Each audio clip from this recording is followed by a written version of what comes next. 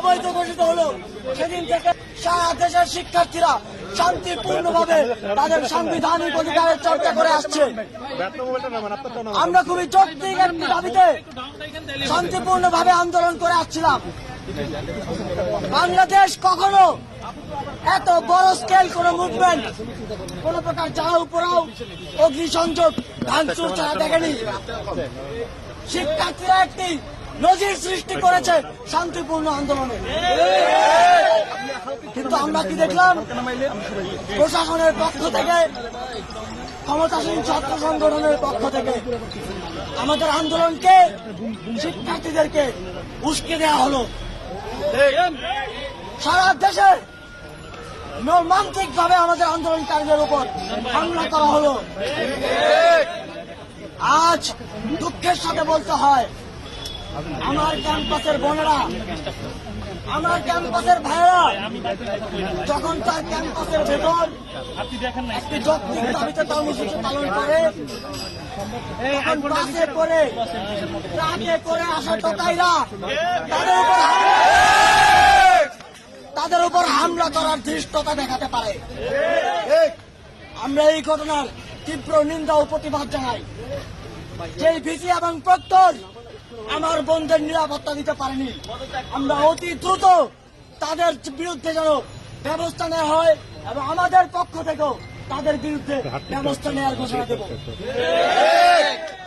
সংগ্রামী বন্ধুগণ, আপনারা দেখেছেন আমরা এই সংবাদ সম্মেলনটি শহীদ মিনারে করতে চেয়েছিলাম। আমাদের ক্যাম্পাসে পুলিশ আমাদেরকে বলল আমরা নাকি যেতে পারবো না। আমরা বললাম আমরা রেগুলার স্টুডেন্ট, আমাদের আইডি কার্ড আছে। তিনি তারপরেও যেতে দিলেন না। অথচ আমাদের ক্যাম্পাসের ভেতর ওই টোকাইরা ঘুরে বেড়াচ্ছে। আমরা কিন্তু বেশি দিন এটি বরদাস্ত করব না। ঢাকা বিশ্ববিদ্যালয়ের শিক্ষার্থীরা নেমে আসলে কি হয় তা কারো রাত আপনারা দেখেছেন।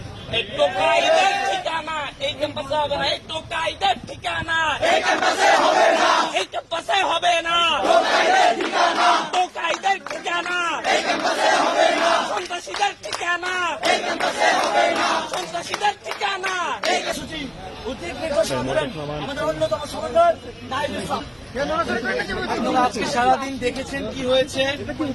ঢাকা বিশ্ববিদ্যালয় ইতিহাসের অন্যতম একটি মর্মান্তিক দিন আজকে ঘটেছে। আজকে পরিকল্পিতভাবে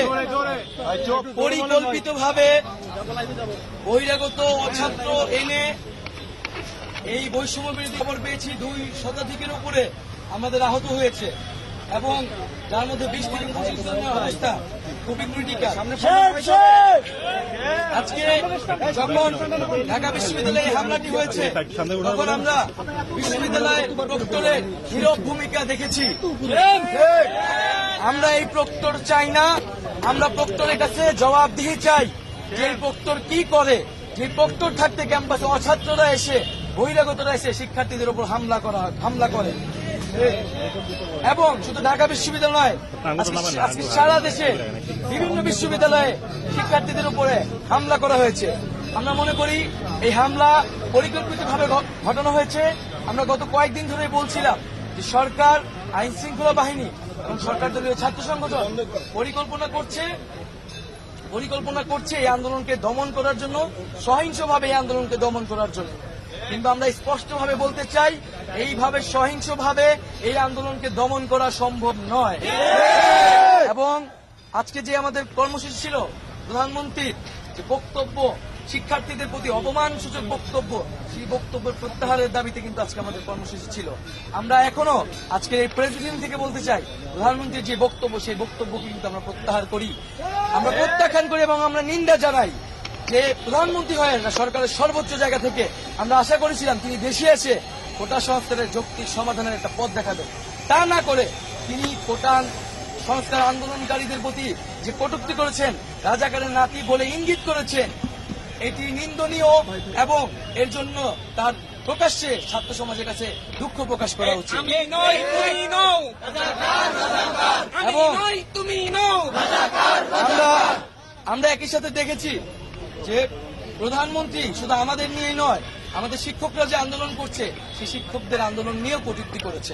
আমরা এটিরও তীব্র নিন্দা জানাচ্ছি। প্রধানমন্ত্রীর বক্তব্য এবং আজকে সারাদিনে যা ঘটেছে, আমরা সারা দেশের মানুষের কাছে আহ্বান করব, আপনারা নেমে আসুন, আপনারা সকল শিক্ষা প্রতিষ্ঠান শিক্ষার্থীরা নেমে আসুন, সাধারণ মানুষ নেমে আসুন, স্কুল কলেজ প্রাইভেট বিশ্ববিদ্যালয়ের সকল শিক্ষার্থীরা একযোগে নেমে আসুন এবং শিক্ষার্থীদের এই আন্দোলনকে সফল করুন এবং এই হামলার বিচার আদায় করুন।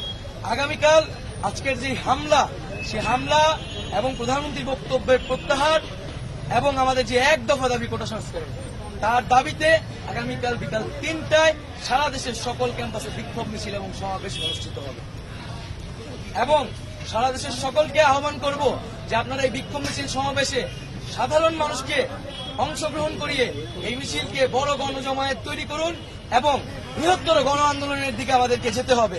কারণ এই আন্দোলন শুধু আর ছাত্রদের আন্দোলন নাই, এই আন্দোলন যখন সরকারের জায়গা থেকে সর্বোচ্চ জায়গা থেকে পরিকল্পনা করে উস্কানি দিয়ে এই আন্দোলনকে দমন করার চেষ্টা করেছে, সাধারণ মানুষকে এই আন্দোলনে নেমে আসতে হবে এবং আগামীকাল আমরা বিক্ষোভ মিছিল সমাবেশ করব এবং এরপর আমরা সারা দেশে অবরোধ কর্মসূচি ঘোষণা করব।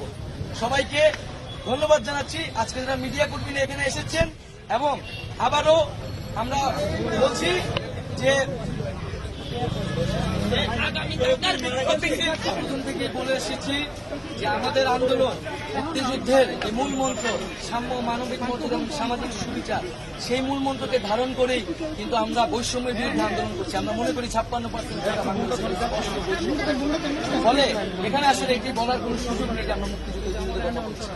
বরং যে কোনো আন্দোলনকে এই যেভাবে ট্যাগ দেওয়া, রাজাকার বলা, মুক্তিযুদ্ধ বিরোধী বলা, এটা একটা গণতান্ত্রিক আন্দোলনকে ট্যাগ দেওয়ার বাংলাদেশের একটা বৈশিষ্ট্য হয়ে দাঁড়িয়েছে।